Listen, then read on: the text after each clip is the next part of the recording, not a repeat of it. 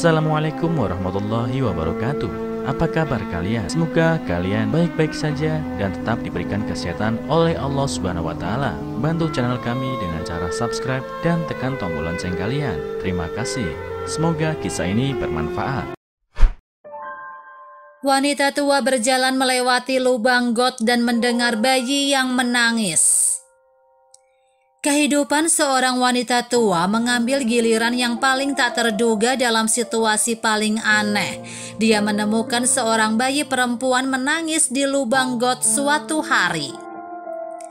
Erin adalah seorang wanita biasa berusia 70 tahun yang dibesarkan di rumah yang makmur. Ayahnya adalah penasehat senator dan mencari nafkah dengan baik, jadi sebagai seorang anak, dia tidak pernah melewatkan apapun. Bertahun-tahun kemudian ketika Erin berusia 25 tahun, dia bertemu cinta dalam hidupnya, Paul. Mereka menikah dalam upacara yang megah dan memiliki pernikahan yang bahagia selama 43 tahun, sampai kanker membunuh Paul. Sayangnya, Erin dan Paul tidak pernah memiliki anak karena komplikasi kesehatan Erin. Mereka mencoba segala macam perawatan yang mereka temukan, tetapi ketika mulai berdampak pada kesehatan Erin, mereka memutuskan bahwa mereka cukup untuk satu sama lain.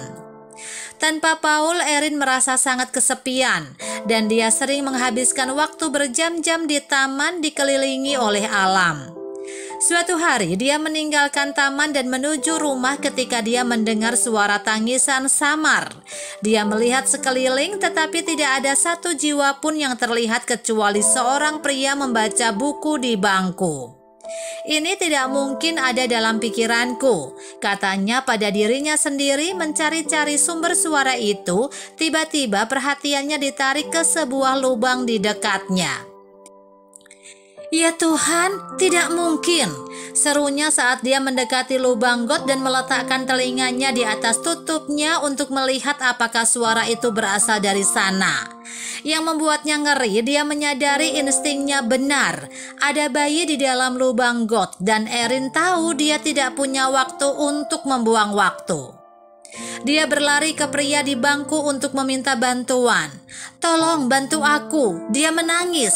Ada bayi yang terperangkap di sana. Apa? Di mana? Dia bertanya, bingung dengan gangguan yang tiba-tiba. Di dalam lubang got, dia berteriak dan bergegas kembali ke lubang got. Pria itu mengikutinya dari belakang. Dia membantunya mengangkat tutup yang berat dan ketika mereka melakukannya, suara tangisan semakin keras. Untungnya lubangnya tidak terlalu dalam dan mereka bisa mengeluarkan bayi itu dengan selamat. Dia dibungkus handuk di bak bayi dan tampaknya tidak lebih dari 3 bulan.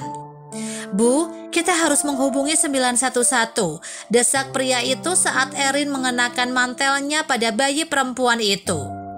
Tapi Erin bahkan tidak mendengarkannya.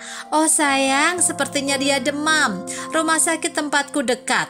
Bisakah kamu memanggil kami taksi? Saya tidak membawa telepon saya, sayang. Dia meminta pada pria itu tidak dapat memikirkan apapun selain keselamatan bayi. Pria itu memanggil taksi untuk Erin dan bayinya dan menemani mereka ke rumah sakit tempat teman Erin, Dr. Linda Morrison, memeriksa dan merawat bayi itu. Dia meyakinkan mereka bahwa tidak ada alasan untuk khawatir karena anak itu akan baik-baik saja. Dr. Linda berterima kasih kepada pria itu atas bantuannya dan mengatakan kepadanya bahwa dia bisa pulang. Terima kasih atas bantuannya. Kami akan mengurus semuanya dan memberitahu polisi, katanya kepada pria itu sebelum dia pergi.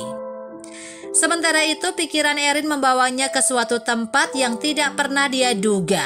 Saya percaya ini adalah pesan ilahi, Linda. Saya selalu menginginkan seorang anak dan sekarang setelah saya menemukannya, saya merasa seperti kita ditakdirkan untuk bersama. Erin, kata Dr. Linda lembut, aku mengerti perasaanmu, tapi kita perlu memberitahu polisi tentang ini. Kamu sadar bahwa jika mereka tidak menemukan keluarga bayi, CPS harus terlibat, kan? Erin merasakan hubungan yang aneh dengan bayi perempuan itu, dan dia tidak ingin melepaskannya. tetapi dia menyadari bahwa akan salah jika menyimpannya untuk dirinya sendiri dan merampas gadis kecil itu dari keluarganya. Jadi dia menerima saran Dr. Linda. Setelah beberapa saat mereka memanggil polisi dan menceritakan semuanya. Bayi perempuan yang Erin panggil Angel tinggal di rumah sakit sementara polisi mencari orang tuanya. Seminggu kemudian polisi akhirnya melacak orang tuanya.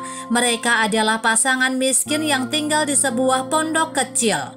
Mereka berdua memiliki masalah minum dan menghabiskan semua uang mereka untuk itu sampai mereka kehilangan rumah. Akhirnya menjadi tunawisma. Suatu hari sebelum Erin menemukan Angel, mereka berdua mabuk dan meninggalkannya di lubang got. Mereka mengklaim bahwa mereka tidak ingin merawatnya dan bahwa dia adalah beban. Kami tidak ingin mengeluarkan uang sepeser pun untuknya. Kami berharap dia tidak pernah datang ke dalam kehidupan kami. Dia hanya kecelakaan, teriak ayah Angel di kantor polisi. Ternyata nama asli Angel adalah Sarah. Petugas menangkap pasangan itu dan diputuskan bahwa Sarah akan dikirim ke rumah sakit. Namun hati Erin tidak mengizinkannya. Dia tidak tahan memikirkan Sarah ditinggalkan sendirian. Tetapi dia tahu dia tidak akan diberikan hak asuh bayi karena usianya. Ditambah lagi Sarah akan sendirian lagi setelah kematiannya. Namun ada salah satu cara untuk memastikan Sarah tidak berakhir sendirian. Putri Dr. Linda tidak subur dan dia serta suaminya bersedia mempertimbangkan adopsi. Ketika mereka mengetahui tentang Sarah, mereka dengan senang hati menerimanya. Proses adopsi memakan waktu cukup lama, tetapi akhirnya Sarah secara hukum menjadi milik mereka dan mereka menamainya Angel. Setelah adopsi, Erin mengunjungi rumah mereka, sering untuk membantu mereka dengan Angel. Orang tua angkatnya, Kathy dan Henry, keduanya adalah orang tua yang bekerja. Mereka akhirnya berencana memperkerjakan pengasuh untuknya. Tetapi Erin mengusulkan dia akan lebih dari senang untuk menjadi pengasuh yang mereka inginkan. Mendengar itu, Kathy tertawa dan berkata, "Kami lebih suka memilihmu sebagai nenek kedua Angel, Erin. Kamu adalah bagian dari keluarga kami karena dia hanya datang kepada kami melalui kamu. Kamu adalah malaikat yang menyelamatkan Angel kami. Terima kasih untuk memberinya kehidupan baru dan nama yang indah. Jadi bagaimana menurutmu? Apakah kamu bersedia menerima pekerjaan itu?" "Ya ampun," bisik Erin berlinang air mata. "Saya tidak akan pernah mengatakan tidak untuk itu. Terima kasih banyak." Apa yang bisa kita pelajari dari cerita ini? Jika Anda benar-benar menginginkan sesuatu, pada akhirnya Anda akan memilikinya. Erin memuja Angel sejak dia bertemu dan ingin bersamanya.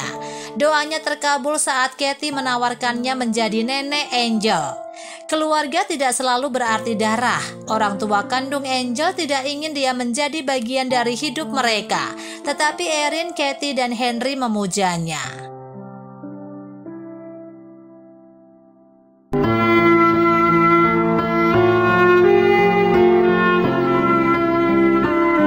Assalamualaikum warahmatullahi wabarakatuh.